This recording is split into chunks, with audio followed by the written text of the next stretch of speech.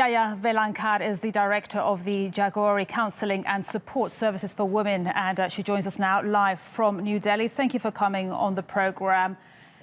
It is very difficult to speak about this, I'm sure, for you, for so many of us hearing this, the audience. Why? Why does it keep happening? I have a statistic from the Indian Home Ministry that I keep in my head. A woman reports a rape every 15 minutes in India. Why does it keep happening? Yeah. There are a number of factors behind this phenomenon.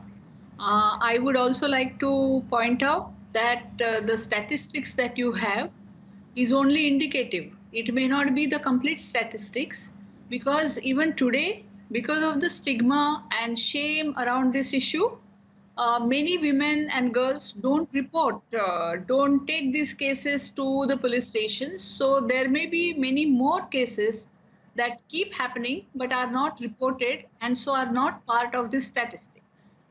And Jaya, you asked me why these keep happening. There are several reasons. As you have mentioned, this girl was from Dalit community, and as you have rightly mentioned, Dalit is the lowest, considered to be the lowest rung of in our caste system, in our caste hierarchy. Dalits are on the lowest rung, and so they have been denied for centuries. They have been denied all kinds of rights, all kinds of entitlements from the society. They do not possess property, land. They were denied rights to education, and they were mainly expected to do menial labor and other sundry petty works, whatever the upper caste families made them do in the villages. And Jaya, can't this change? Can't this change? Yes, of course it is changing. And that is also one reason why the atrocities have also increased.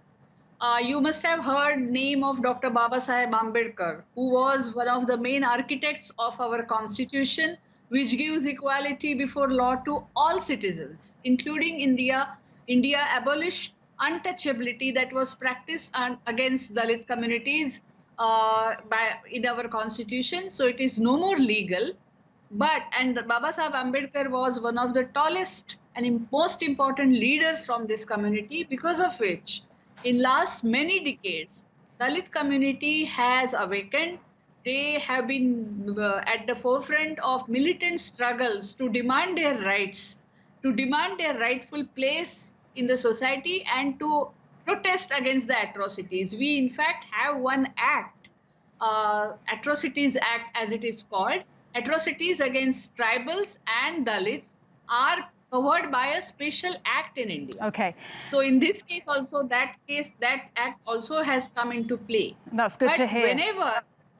Whenever status quo is challenged, status quo of power is challenged, all those who are powerful, they want to punish all those who are making noise, who are asserting their rights. Let's talk about punishment. Let's talk about punishment and justice, because one of the rape cases from India that had a lot of international coverage, very sadly, in 2012, how old was she? She was 23 years old, a student on a moving school bus, raped by six men.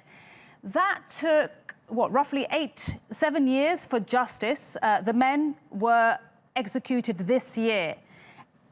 Has justice been fast-tracked, and how long will this case that we've seen today take to come to justice?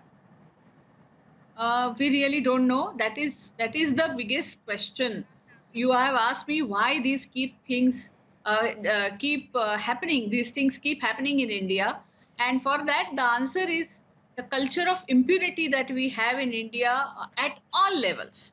Take this case, girls. They took very long time to register a case, then to add all the sections that are applicable to rape.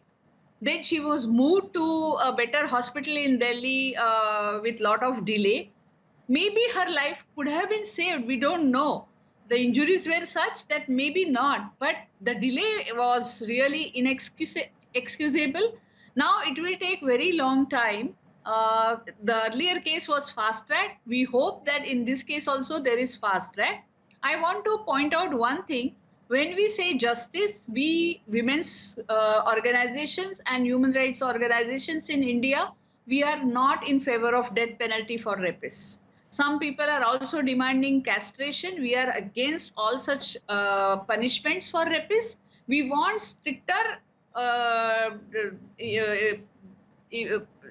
punishments, no doubt, but definitely not death penalty. Okay. And that's why when we say that the original judgment, original trial was completed and a judgment was pronounced, we should see that as justice. Okay. Sometimes we've run out of time, I'm afraid. Jaya, Okay. Velankar, thank you so much. We really appreciate everything you've been telling us today and your time here on TRT World. Thank you.